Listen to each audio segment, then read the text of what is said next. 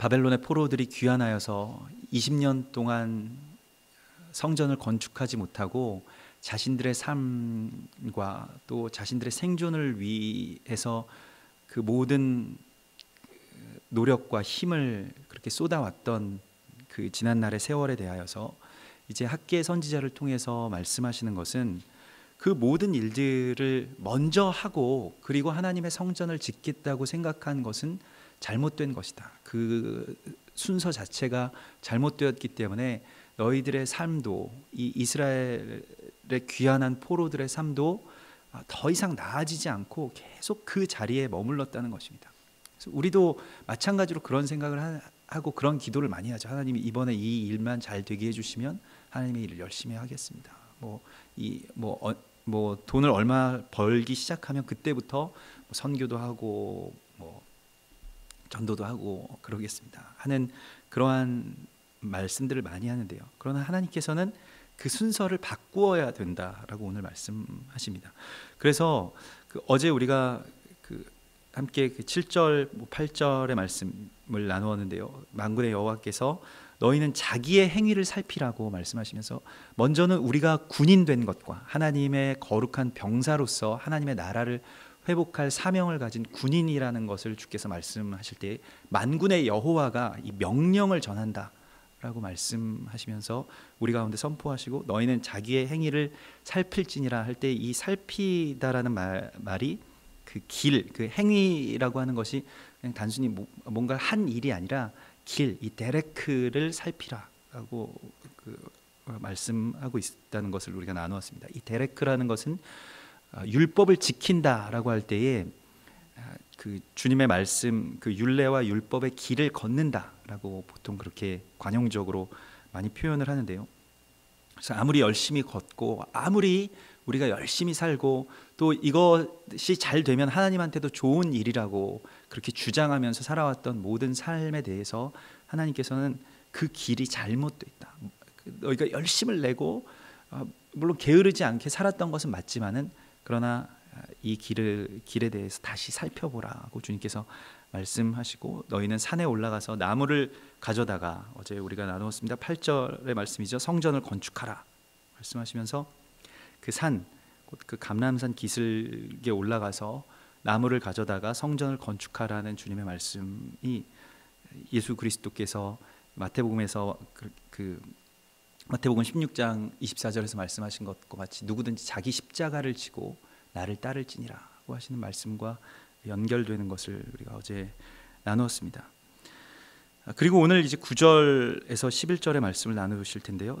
9절에 너희가 많은 것을 바랐으나 도리어 적었고 무엇이 잘못되었는지에 대해서 그 길이 어떻게 어긋난 길로 갔는지에 대해서 주님께서 말씀하시는데 너희가 많은 것을 바랐으나 도리어 적었고 너희가 그것을 집으로 가져갔으나 내가 불어버렸느니라.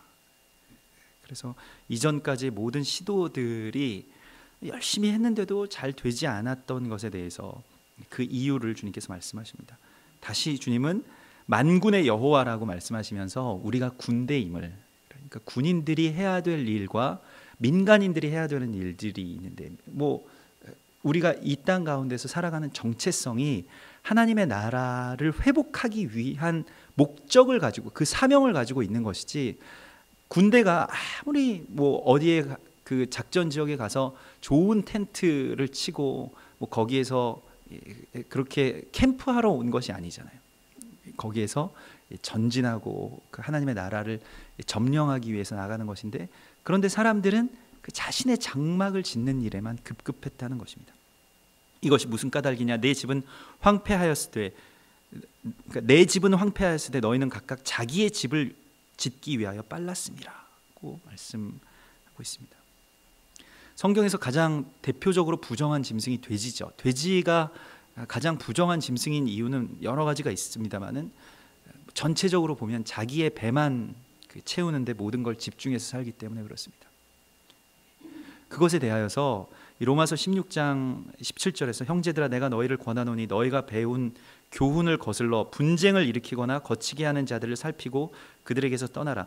이 같은 자들은 우리 주 그리스도를 섬기지 아니하고 다만 자기들의 배만 섬기나니 교활한 말과 아첨하는 말로 순진한 자들의 마음을 미혹하느니라.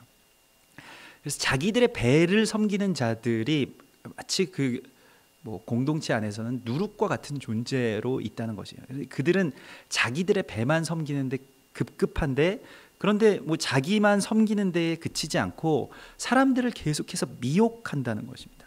그래서 비방하고 또 분쟁을 일으키고, 그러니까 어지럽히는 것이죠. 돼지가 사는 곳이 다 더럽게 되는 것처럼 자기들의 욕망을 채우는 자들은 그 욕망이 또 넘어오게 되는 것입니다. 그래서 그 욕망을 채워주지 못하는 모든 대상에 대하여서 다 분노하고 비방하죠. 그래서 분쟁을 일으키거나 거치게 하는 자들을 자세히 보면, 그러니까 남 욕하고 비난하고 비방하는 자들의 그 본질에는 자기의 배를, 자기의 욕망을 채워주지 못하는 것에 대한 엄청난 분노가 있다는 것입니다. 그래서 그들의 본질에서 떠나라고 말씀하고 있습니다. 그래서 그 교활한 말과 아첨하는 말로 순진한 자들의 마음을 미혹하여서 계속해서 그들이 그렇게 살아간다고 말씀하시는데, 오늘 여기서 너희는 각각 자기의 집을 짓기 위하여 빨랐음이라 할 때 이 빨랐다는 그 히브리어는 루츠라고 해서 돌격하다라는 뜻이 있습니다. 막 달려가는 거예요. 거기를 향해서 막 달려갔다는 것입니다. 자기의 어떤 욕망을 채우기 위해서 달려간 이스라엘 백성들에 대해서 지난 20년 동안 열심히 살아왔지만 열심히 자기의 배만 채우기 위해서 살아왔다는 것입니다. 디모데후서 3장에서 너는 이것을 알라, 말세에 고통하는 때가 이르러. 말세가 되면 사람들이 어떻게 되냐면, 사람들이 자기를 사랑하며 돈을 자랑하며 교만하며 비방하며 부모를 거역하며 감사하지 아니하며 거룩하지 아니하며 또 배신하며 조급하며 자만하며 쾌락을 사랑하기를 하나님을 사랑하는 것보다 더하며 경건의 모양은 있으나 경건의 능력은 부인하니 이 같은 자들에게서 내가 돌아서라고 말씀하십니다. 경건의 모양은 있고 경건의 능력을 부인하는 자들에게서 돌아서라고 말씀하십니다. 율법주의라는 것이 결국 이러한 것이죠. 오늘 우리가 아침에도 절기에 대해서 나눌 때 잠깐 그러한 그 절기의 본질에 대해서 말씀을 함께 나누었습니다만, 결국 자기 자신의 그 중심을 그리스도 예수께 붙들어 매고 예수 그리스도와 같은 삶을 살아가는 것이 절기를 지키는 것입니다. 그러니까 절기의 어떤 예식들, 유월절, 패삭 세데르 만찬을 나누고 거기에 그걸 뭘 구워 먹고 뭐를 찍어 먹고 거기에 문제가 있는 것이 아니라, 그것을 지키지 않아서 문제가 있는 것이 아니라 그것이 지칭하고 있는 그 손가락 그 모양을 봐서는 안 되고, 손가락이 어디를 가리키고 있는가, 예수 그리스도의 십자가를 더 구체적이고 입체화해서 우리의 삶 가운데 살아가기 위해서 절기가 있는 것이지, 절기 자체가 지켜진다고 해서 구원이 있는 것이 아니라는 것을 성경은 우리 가운데 분명히 말씀하고 있습니다. 경건의 모양은 있지만, 모든 걸 다 지키고 하지만, 그러나 경건의 능력이 없는 것, 그 안에 정말로 보혈을 따라서 사는 삶 자체가 없으면 능력이 일어나지 않습니다. 머리로 다 알고 말로는 다 아는데, 그러나 실제로 내가 희생하는 것이 없고, 실제로 내가 그것을 위해서 나의 삶 대신에, 나의 정말로 긴박한 삶이죠. 이것도 그 황무지에서 정말 치안이든 뭐든 아무도 누구도 보장해주지 않는 그 땅에서 다시 살아간다는 것 자체만으로도 대단한 것이죠. 그런데 그 안에서 살다 보면 결국 자기 자신의 배를 섬기고 자기 자신의 생존을 섬기게 된다는 것입니다. 그리고 그 사역자들이 흔히 빠지게 되는 가장 치명적인 어떤 함정이 있는데요. 자기 연민에 빠지게 됩니다. 내가 주님의 일을 이렇게 하다가 너무 고생한다. 나는 너무 불행하다. 감사가 사라지게 돼요. 그리고 계속 뭔가 바쁘게는 하는데 열매가 없습니다. 밑 빠진 독에 물 붓기가 되는 것이죠. 그러나 이 주님 안에서 감사하고 만족하고 또 하나님의 나라를 위한 갈급함 가운데로 들어가지 못하면 계속 이 자신의 삶의 그 문제 안에서 허덕이게 된다는 것입니다. 늪과 같이 빠져나오려고 하면 빠져나오려고 할수록 더 깊이 더 큰 문제들, 언제 그런 문제들이 해결될 수 있을까요? 삶에서 우리가 대부분 고민하고 걱정하고 하나님께 드리는 모든 문제들은 죽어야 끝나는 문제입니다. 그거는 해결되는 것이 아니에요. 돈을 많이 번다고 해서 해결되지 않고, 자녀들이 뭐 어떻게 된다고 해서, 뭐 어떻게 잘 된다고 해서 그 일들이 해결되는 것이 아닙니다. 잠언 30장은 이에 대해서 이렇게 말씀하고 있는데요. 잠언 30장 15절에 거머리에게는 두 딸이 있어 다오 하느니라. 족한 줄을 알지 못하여 족하다 하지 아니하는 것 서너시 있나니 곧 스올과 아이 베지 못하는 태와 물로 채울 수 없는 땅과 족하다 하지 아니하는 불이니라. 이게 다 지옥을 말하는 것인데요. 스올과 또 열매 없는 태, 그리고 물로 채울 수 없는, 은혜가 채워지지, 그러니까 은혜로 채울 수 없는, 물로 채울 수 없는 땅이라고 하는 것이, 하나님의 말씀과 그 거룩한 은혜로 우리가 살아가지 못하고, 우리가 광야에서 시험 받을 때 예수님께서 그렇게 그 시험을 극복하셨던 것과 같이 사람이 떡으로만 살 것이 아니요 오직 하나님의 입에서 나오는 모든 말씀으로 살 것이니라 하는 그 선포가 없는 심령이 바로 물로 채울 수 없는 땅입니다. 이게 지옥이죠. 하나님의 말씀은 많이 있는데 오늘날의 우리의 가장 큰 불행은 말씀과 이 모든 지혜와 지식의 문들이 다 열려 있는데도 불구하고 감사와 만족이 없다는 것입니다. 사실은 그 모든 것이 없어도 잘 살 수 있고, 도리어 없어야 잘 살 수 있음에도 불구하고 계속 그것을 무언가를 계속 채우지 못하면 죽을 것 같은 불안 가운데 사는 것이죠. 마치 뭐 마약이나 뭔가에 중독돼서 살아가는 사람들, 우리가 볼 때는 굉장히, 그 중독되지 않은 사람들이 볼 때는 너무 이상한 일들을 하잖아요. 수백 번씩 가서 무슨 뭐 주사를 맞고 뭘 돈을 내고 뭘 하고, 그러한 일들을 왜 할까요? 우리는 그거 없이도 평안하게 살 수 있고, 정말 머리만 대면 잠이 잘 오는데 그들에게는 왜 그런 일들이 없을까요? 그것이 바로 그냥 생지옥에서 사는 것입니다. 사람들이 볼 때는 다 사람들 자기만의 지옥을 가지고 있죠. 무엇인가를 계속 다오하는 그 지옥 속에서 살아간다는 것입니다. 그래서 우리가 지금 나의 삶을 향해서 돌진하고 하나님의 것을 버려두고 삶을 향해서 돌진하게 되면 계속 이런 악순환이 일어난다라고 말씀하십니다. 제자된 삶은 자신의 삶을 위한 그물을 버려두고 예수 그리스도를 향해서 달려가는 삶인 것입니다. 반대의 일이 일어나지 않으면 우리 안에 참된 자유가 없죠. 그래서 손에 쟁기를 들고 뒤를 돌아보는 자는 하나님의 나라에 합당하지 않다. 우리가 지금 출애굽을 해야 되고 영적인 출애굽과 그 승리를 선포해야 되는 그러한 시간 가운데 있음에도 계속 뒤를 돌아보고 이게 좀 찜찜하고 이게 돼야 되고, 내가 집도 없고 내가 뭐 차도 없고 내가 뭐 자녀들을 아직 다 키우지 못했고 뭐 돈도 별로 없는데 하나님이 일을 하기에는 적당하지 않다라고 해서 계속 하나님의 일들이 밀려왔다는 것입니다. 지난 20년 동안 이스라엘 백성들은 적어도 그렇게 살고, 또 우리들의 삶도 그에서 그렇게 멀지 않은 것으로 오늘 우리가 이 말씀이 우리의 그 마음을 찌르십니다. 그래서 오늘 이 10절의 말씀은 그러므로 너희로 말미암아 하늘은 이슬을 그쳤고 땅은 산물을 그쳤다라고 말씀하시는데요. 하늘의 이슬이 그친다라고 하는 것은 그 축복이 그쳤다는 것을 말합니다. 말씀의 축복이. 이삭이 야곱에게 축복할 때 창세기 27장 28절에서 하나님은 하늘의 이슬과 땅의 기름짐과 풍성한 곡식과 포도주를 내게 주시기를 원하노라. 이것이 야곱이 받은 축복이었습니다. 야곱이 정말로 이걸 갈망하고 아버지와 형을 속여서 이 축복을 받아내죠. 그것이 무엇이냐? 하늘의 축복, 하늘의 이슬을 가장 먼저 받습니다. 야곱이 받은 축복은 하늘의 이슬부터 시작된 축복입니다. 여기에서부터 모든 축복들이 일어나는 것인데요.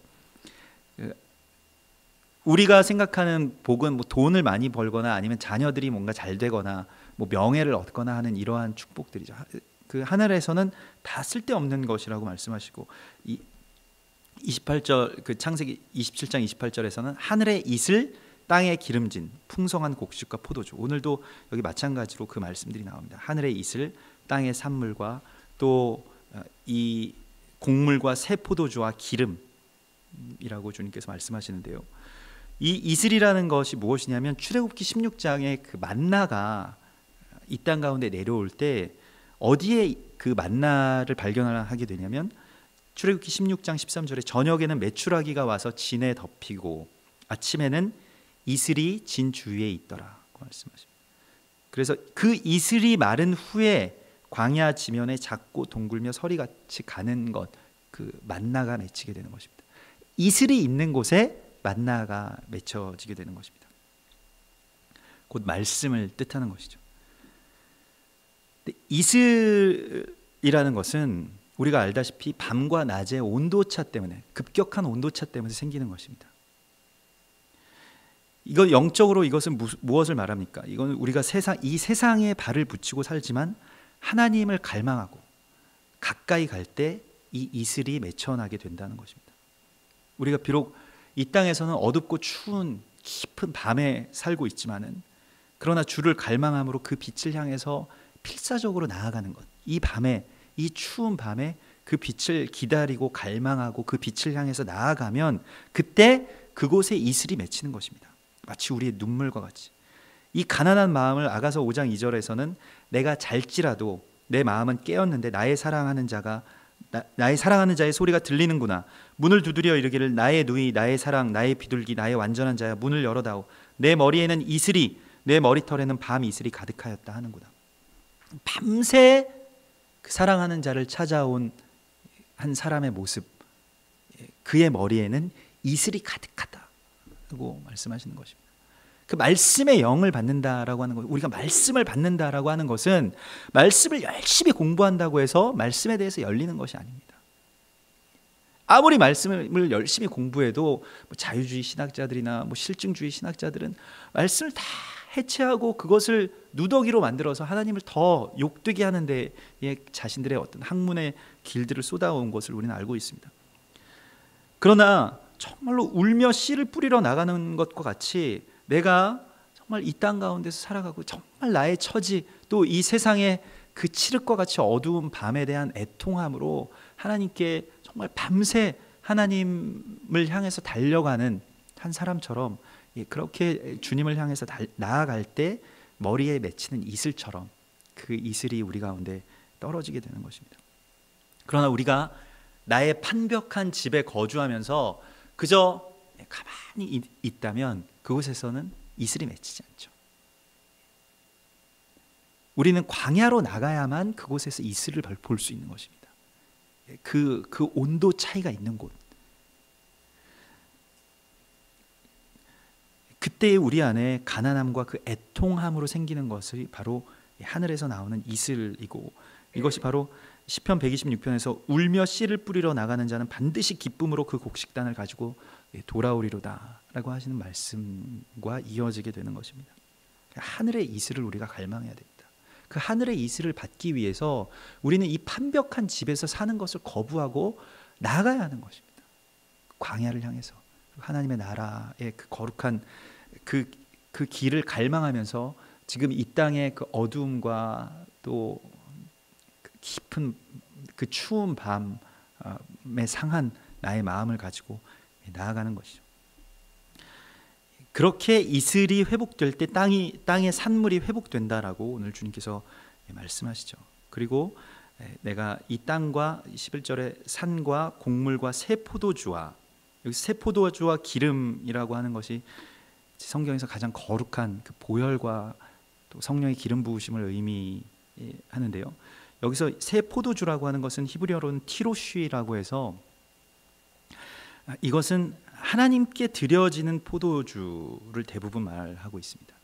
거룩한 포도주, 아주 좋은 포도주, 새 포도주를 의미하는데, 누가복음 5장 37절에서 예수님께서는 새 포도주를 낡은 가죽 부대에 넣는 자가 없나니 만일 그렇게 하면 새 포도주가 부대를 터뜨려 포도주가 쏟아지고 부대도 못 쓰게 되느니라. 낡은 가죽 부대에는 새 포도주가 담길 수 없다라고 말씀하십니다. 그러면 새 포도주는 어디에 담기느냐? 새 포도주는 새 부대에 담겨진다라고 말씀하십니다. 그런데 누가복음 5장에서는 거기에서 마치지 않고 예수님께서 중요한 말씀을 한마디 더 하신 것을 기록하고 있습니다.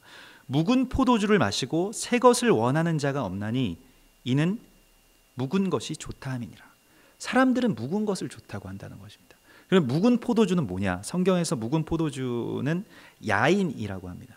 새 포도주는 티로시라고 하고 묵은 포도주는 야인이라고 하는데, 대부분 이 야인이라고 하는 단어가 쓰인 포도주가 나타날 때는 욕망에 취한 사람들과 관련이 있습니다. 노아가 야인에 취합니다. 그래서 야인에 취해서 자기의 하체를 그 아들에게 드러내죠. 롯이 야인에 취해서 딸과 관계를 맺고 모압과 암몬을 낳습니다. 레위기 10장 9절에서는 너와 내 자손들이 회막에 들어갈 때에는 포도주나 독주를 마시지 말라. 여기서 말하는 포도주가 바로 야인입니다. 그리하여 너희 죽음을 면하라. 이는 너희 대대로 지킬 영원한 규례라. 이 포도주에 취해서 이 성전에 들어가지 말라. 이 묵은 포도주에 취해서 예배의 자리로 들어가지 말라는 것입니다. 자기의 욕망을 채우기 위한 포도주. 그것이 바로 에베소서 5장 18절에 말씀하시는 술 취하지 말라는 말씀입니다. 이는 방탕한 것이니 오직 성령의 충만을 받으라.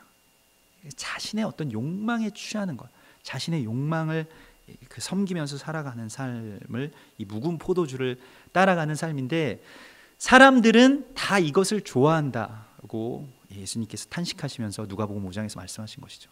그러면 새 포도주를 받을 사람들은 무엇이냐? 새 포도주를 받는 사람들은 그 묵은 포도주를 내버리고, 또 묵은 포도주의 그 부대를 다 그냥 버리고 새 포도주를 받기 위한 새 부대를 예비한 자들인 것입니다. 이것은 세상 사람들이 좋아하는 것이 아닌 것이에요.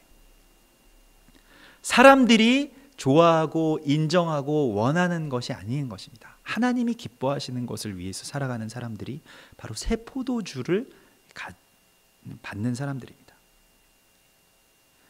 그래서 느헤미야에서는 이 새 포도주에 대한 말씀들이 계속 여러 번 나오는데, 사람들이 자기의 삶에 취해서, 이 느헤미야는 이제 학개서의 실제적인 어떤 또 그 성취가 되죠.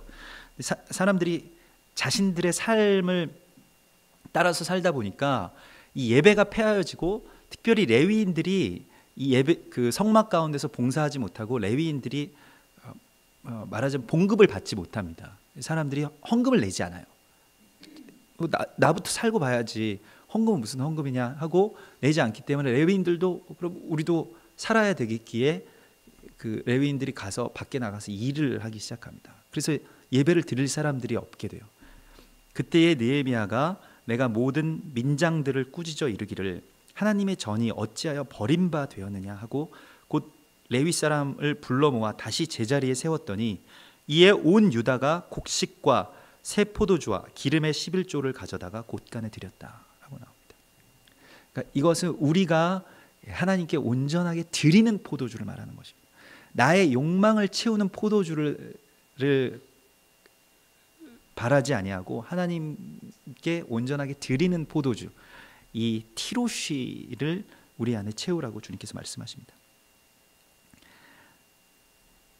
예수님의 십자가 사건의 복음서에서 다 공히 기록하고 있는 것은 마지막에 죽으시기 전에 바로 그 직전에 어떤 한 사람이 회용에 쌓인 신 포도주를 가져다가, 바로 이 야인을 가져다가 예수의 입에 대었더니 예수께서 이 요한복음 19장 29절에 보면 거기 신 포도주가 가득히 담긴 그릇이 있는지라 사람들이 신 포도주를 적신 해면을 우슬초에 메어 예수의 입에 대니 예수께서 신 포도주를 받으신 후에 이르시되 다 이루었다 하시고 머리를 숙이시니 영혼이 떠나가시니라.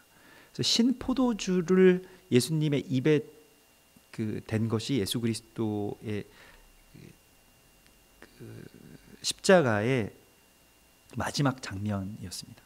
야인, 사람들의 욕망, 그리고 그 욕망을 채우는 그 포도주를 머금고 예수 그리스도께서는 죽으신 것이죠. 그리고 우리에게 새 포도주를 부어주시는 것입니다. 이 티로시를 부어주시는 것입니다.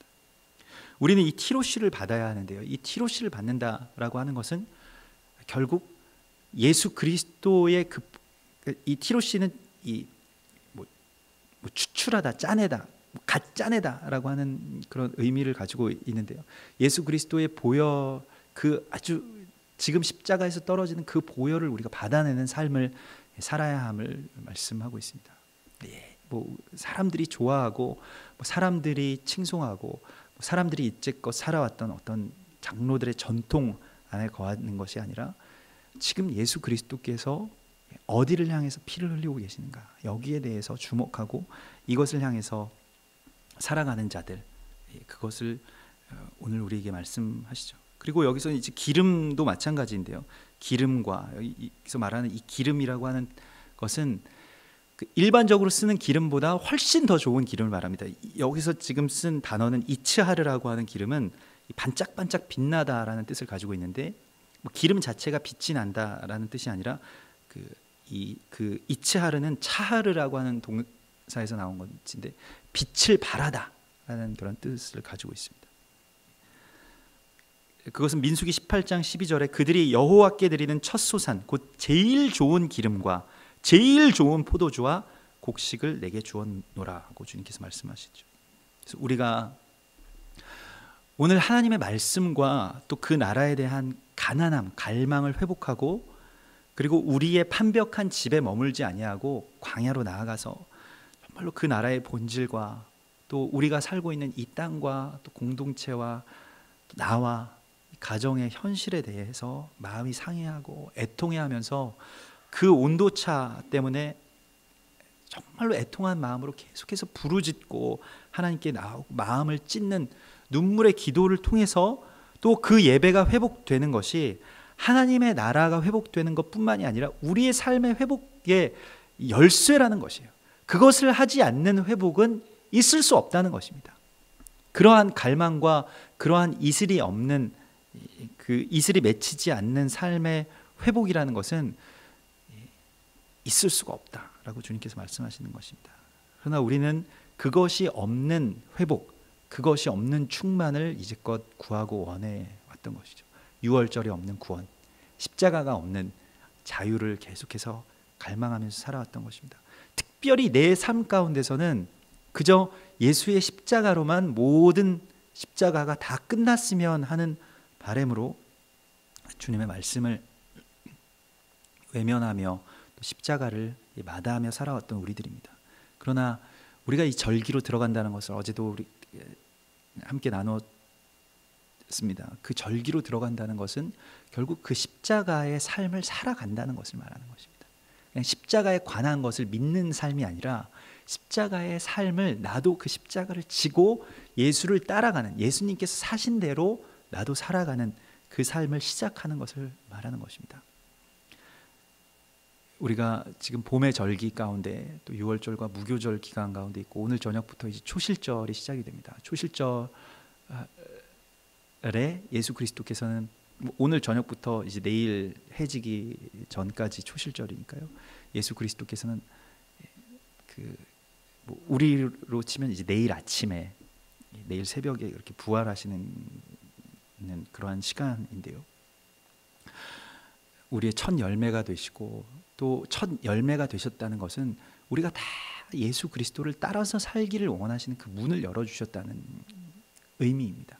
그래서 이 절기 가운데 내가 더 이상 나의 삶의 고달픔에 계속 연민하고 그것을 위해서 그것을 채워달라고, 이것이 없으면 나는 죽는다고 나 자신의 삶에 중독되어서 살아가지 아니하고 하나님의 나라의 그 거룩한 자유자로, 정말 그것이 가장 가벼운 짐이라고 주님께서 말씀하십니다. 그 짐을 우리가 지고 그 십자가를 질 때, 우리가 이전에 정말 이거 없이는 나는 죽어도 못 삽니다 라고 그렇게 하나님께 부르짖었던 그 모든 결박들이 다 내려오고, 그리고 그 십자가의 자유가, 그 십자가를, 그 멍에를 매는 자의 참된 기쁨이 우리 가운데 충만하게 될 것을 주님께서 말씀하십니다. 다 이루었다라고 말씀하신 것, 그 신포도주를 입에 대고 죽으심으로 말미암아서, 신포도주의 죽음을 선포함으로 말미암아서 우리의 삶에 새로운 포도주를 부어주시는 예수 그리스도의 구속의 은혜를 찬양합니다. 우리 같이 기도하겠습니다.